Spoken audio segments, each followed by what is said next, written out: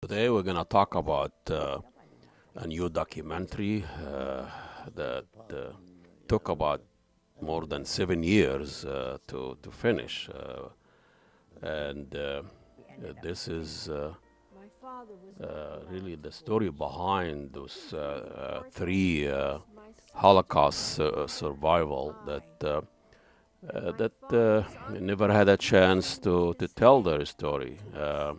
Those are the lost survival that left Belgium 70 years ago or so, 1940.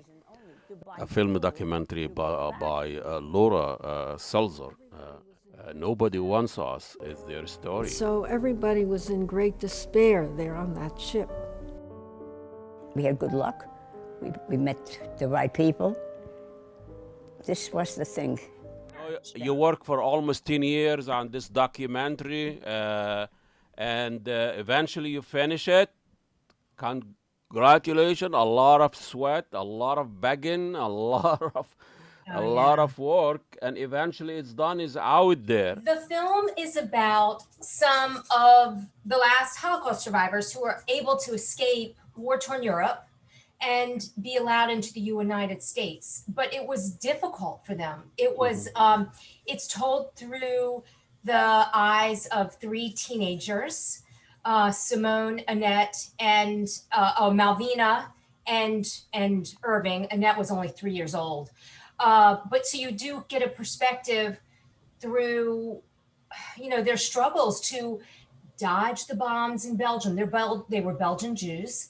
They dodged the bombs. They took this route to get to France, to Portugal, to finally get to Portugal. And they were stuck. They were not able to get out. But this wonderful man, Aristide de Souza Mendes, he allowed them out by issuing them life-saving visas to get onto a ship to come to the U.S., to be denied in the U.S. And then due to quotas, denied in Mexico due to quotas. And then they were refueling in my hometown port, which is Hampton Roads, Virginia, in Norfolk, Virginia. And what happened was activists and some lawyers who were my relatives got involved. And they said, you need to save these people. Even Eleanor Roosevelt got involved. And the State Department wanted no more refugees to come into the U.S. at the time, and thankfully, they were allowed into the U.S. in the literally 11th hour. So it's a very 11 hour. Yeah, 11th hour. It was. What does that mean? They were going to go back the next day. Really? To Belgium, yeah. I mean, so when they were in Hampton Roads, Virginia, that Assistant Secretary of State Breckinridge Long sent someone down to assess the situation. And he said, just delay. Do not let these people off. Maybe let 5 people off. There were almost 90 people on that ship. And so when this man saw what was happening, his name is Patrick Murphy Malin, who really was a hero in our film. He was able to reach out to some people, local people, and say, we're going to allow these people off the ship and you're going to have to take them in. It was the local Jewish community, because he knew that they would take them in, and they were also standing up for helping them. Mm-hmm. So they were bringing them meals because they were trapped. They were trapped on that ship while they were at port before they were going to go get sent back to possibly good chance death eventually because of the Holocaust. Mm-hmm. It was the early phase of the Holocaust, but they weren't at that point this was September 1940. Interestingly, it was the week of September 11th, 1940, which is just an ironic date. Yeah. And the National Council of Jewish Women, where they started like a phone tree. Remember the old days of phone trees, where many of them, they all came down literally at 11 o'clock at night to the docks, to the pier in Norfolk, Virginia. They brought their cars, they filled their cars with the refugee families. They housed them for a couple nights. And then they ultimately ended up going to New York, which was their goal. Many of them had family members in New York already. Doing the hard work that you're doing for all these years is not just to tell the story of those three survival, but also you want to connect it to what is going on right now with the refugee issue, and we saw the 4 years of Trump and what do I have about the wall and Muslim ban. Nobody wants us. Is still today. There are some people nobody wants them. So make the connection. Absolutely. No, it's such a great question. So we started working on the film in 2012. Luckily, I was able to interview some of the few remaining survivors, and then it just sat in the can because we really, as you know, well, you wait for funding and it takes time. It takes time to raise the money so that you can produce and edit and film and distribute. Then we had the Muslim ban. You need a muscle man. You need one. It sparked a fire in my belly, in my heart. It broke my heart when we were banning Muslims because of very similar. It was whether it was Islamophobia or back then it was during the war, it was anti-Semitism. And then at this time it was Islamophobia. Mm-hmm. So I thought that my film was going to be a direct parallel between some Syrian refugees who were coming to my hometown. They were exactly in the same boat, no pun intended, but they were in the same boat as these refugees in 1940 who came on that ship. They were some of the last Muslims allowed into the U.S. until we closed the doors officially, due to the Muslim ban.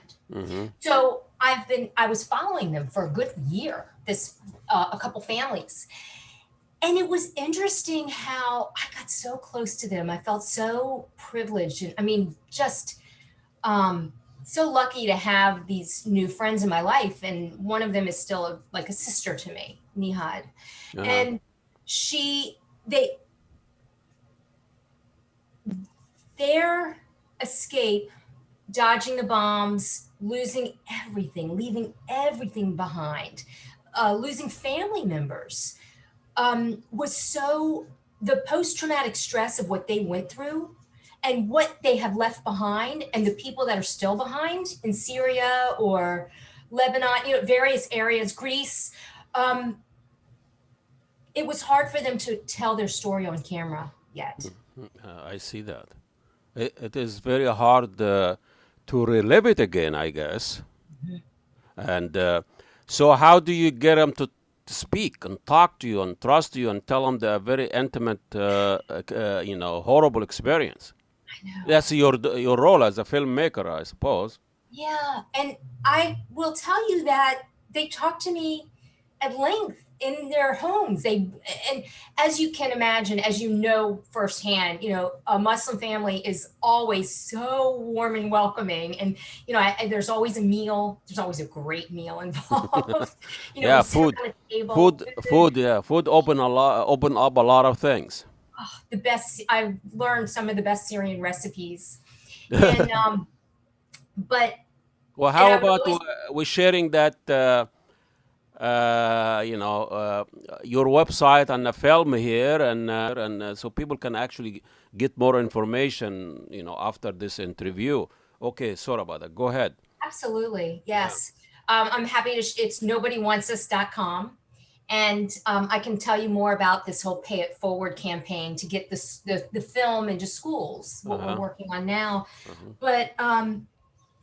But I do want to address the fact that it was easy for me to interview these Holocaust refugees because this was 70 years ago, right? 70 years ago. If I had tried to interview them a year later, a month later after they came in, they'd be like, no way am I going to talk about this trauma. Who wants to? It's very difficult. And I had to really I really had to respect the fact that the Syrian refugees, they just need time. They need time. And I would just be so honored to tell their story as well. And now I am working on a new film. I'm very fascinated by the plight of the migrant. And now I'm working on a film about migrants who are coming from South America to the US. Well, as a filmmaker and as a Jewish person with memory and relation, and how do you navigate this and tell the story and kind of keep the emotion checked? Hard to, it definitely is a challenge. I think, I just got back from the Guatemala and Mexico border. Mm-hmm. And I was following some refugees and learning about or filming. It's called La Bestia, mm-hmm. And that's the train that goes from south to north to come to America.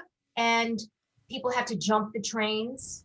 And these are people. Let me just say, like, the stories were just heartbreaking. These are not people who are just coming to make more money, to have a better, of course they want a better life for their children, of course. But these are people who are leaving due to horrific situations. They don't want their children to, sadly, be raped or killed, or, do you have to deal with drug lords?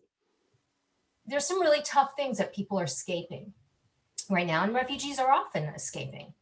And I think that it's important for us to just kind of put ourselves in their shoes, whether it's the Syrians or the people from South America, or to learn from our history with Jews escaping the Holocaust and how we respond. It's amazing that with those tragic events in our history, it seems like we're not learning anything, and they still happen again. And we needed a filmmaker like you to come and invest their energy, emotion, and time to retell that story and to remind us that humans are capable still of doing evil things. And we were recently nominated for an Emmy under the historical film category, which I'm really honored to have gotten that, because I worked really, really, really hard with Holocaust experts and educators to tell the story accurately. It was a challenge. Mm-hmm. We won second place. It already. I see. Sorry about that. I know we that was nominated. No, I know, nominated, and we talked about to have to wait on Saturday to. I missed that. So you get, that's not something. I'm honored. You shake your second is it's great. And I think Emmy nominated film. Yeah, right? The fact you are there, your name there, it's a huge thing. Is this you've done other documentary? Yeah, so I've worked on countless documentaries for PBS, the Discovery Channel, the History Channel, and I also produce a lot of educational programming, like hundreds of educational programs over the years. Mm-hmm. I've been working almost 20 years. I hate to admit that. That reveals my age. But in the Washington, D.C. area, this film came to me from a cousin of mine who I didn't know. He's in San Francisco, and mm-hmm. he's 10 years older than me. And he told me about this film. And the film is about heroes in my hometown. Mm. And it turns out that the two of the heroes, the husband and wife law team in 1940, are my great uncle and great aunt. Whoa, so this is about you then. It is about my family, yeah. And here's the other thing that it's about that I really love is it's about average, local, everyday people who choose to be upstanders. That's like this new word, the words we're using these days in Holocaust education. Choose to be an upstander, doing the right thing, not being a bystander and obviously not being a perpetrator, right? You know, the perpetrators are always the bad guys. Yeah, we're There's- not gonna. and that's something else you said earlier, which I wanted to talk a little bit about, is there's always going to be a perpetrator, right? There's always going to be a bad leader. That's just human nature. We were talking about that the other day. We'll have the potential of doing evil things. Yep. We all have choices, right? Yeah, exactly. And so many people do choose to, you know, instill fear in a community or what, and they will choose to do the wrong thing. But my takeaway also is it's as bad to be a bystander and not do anything as it is to be a perpetrator. Yeah. And that it's all of us, it's all of our responsibilities to be upstanders. The perpetrator is obvious. We can fight them, we can isolate them, but those bystanders are the, you know, this is where the damage happened because we don't see them. We don't, you know, it's very hard to identify them and motivate them. So that you're right. The bystander are the one who really could cause that much damage. And the Republican Party and right-wing fanatic criticism of the critical race theory and they were against studying certain history in school, not telling the story of racism in this country and how it's still, you know, after slavery was abolished, we still have systemic racism. They don't want to talk about that. Why are we afraid of history? So this is your role as a filmmaker. Yeah, right.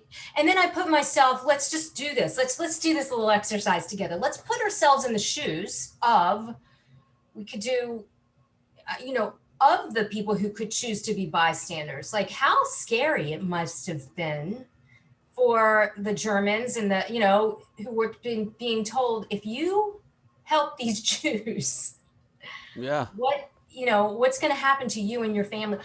Sousa Mendes, Aristide de Sousa Mendes, he was told, he was an ambassador. He worked for the Portuguese consulate in France. And he was told, do not issue any more visas. Meanwhile, after he was told not to issue any more visas, he issued upwards of 30,000 visas. And of those 30,000, about 10,000, they guess, were for Jews. So it wasn't just for Jews. It was for people escaping the horrors of World War II. So, you know, and I will say that at the end of, he ended up dying a pauper. You know, he did not have anything at the end, but he had his conscience. And there was a quote. Let me see. I wrote down a quote over here. He said, starting today, I will obey my conscience. As a Christian, I do not have the right to let these men and women die.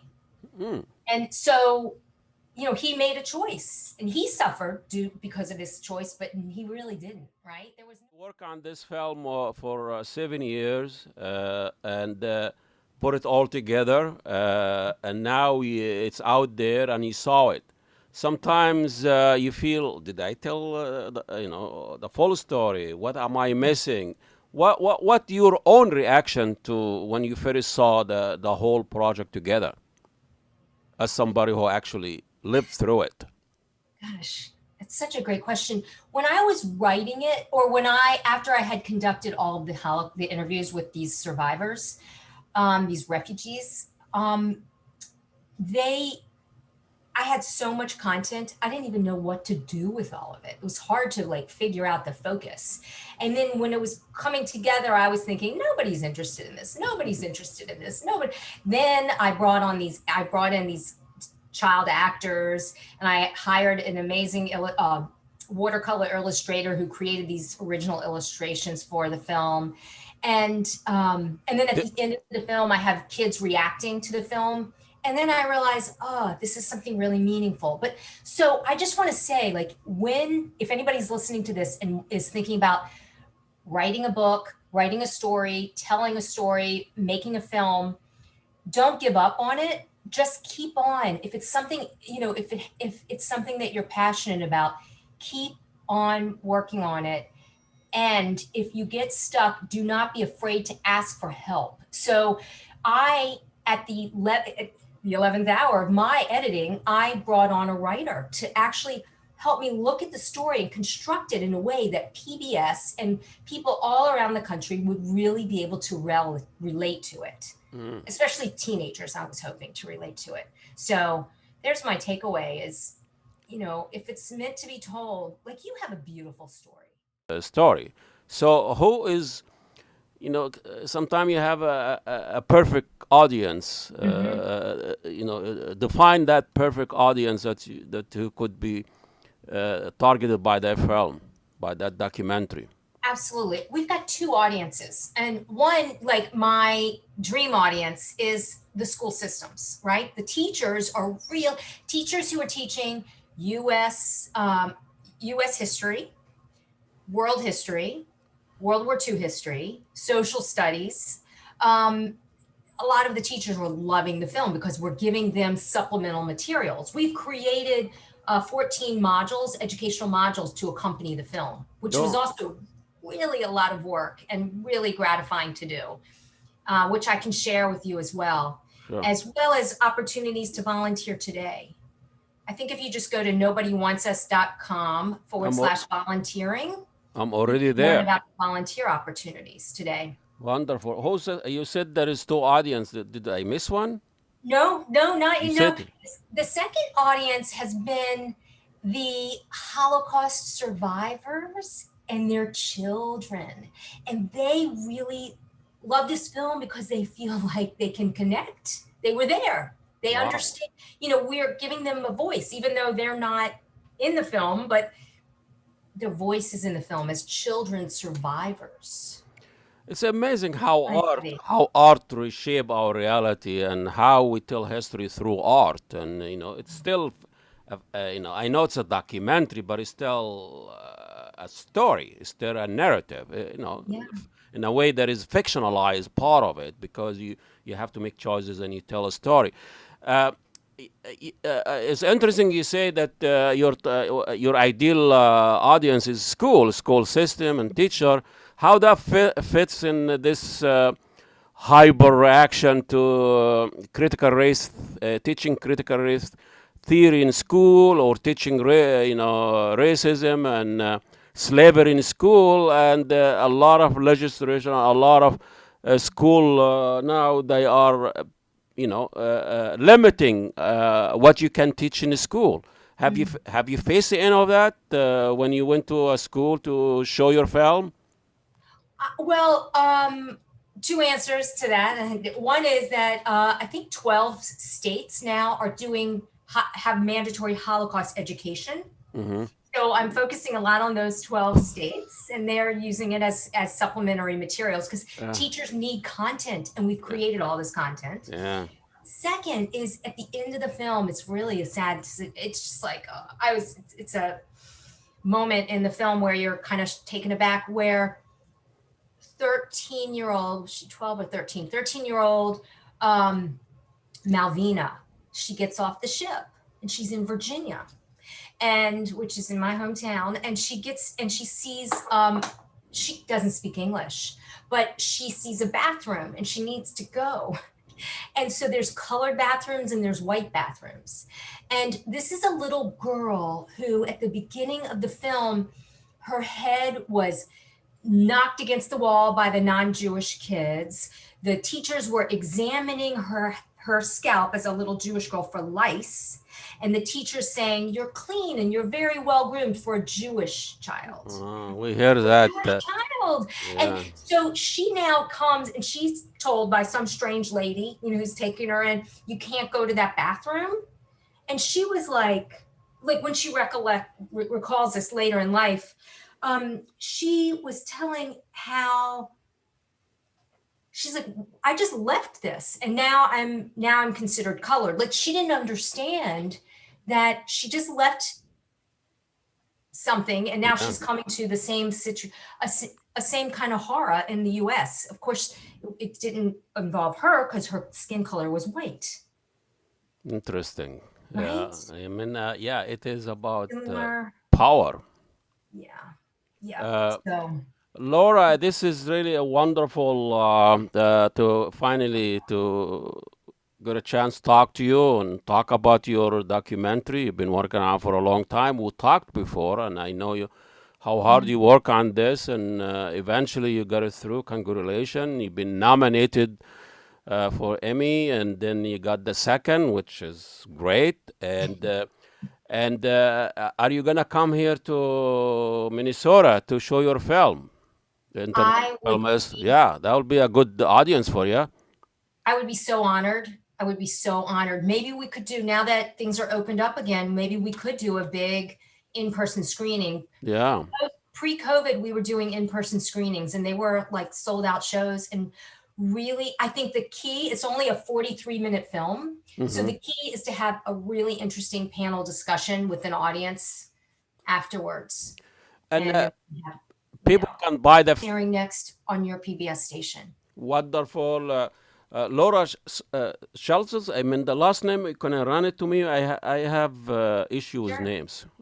Yeah, sure. So it's Laura Seltzer-Duny. I'm a filmmaker, a documentary. You know, I think you put an emphasis on educational. You teach. You have streaming events and you are on a crusade, if I may use that term, to get people to ask different questions and question some of this well accepted nonsense Right. that's been running around, especially these days.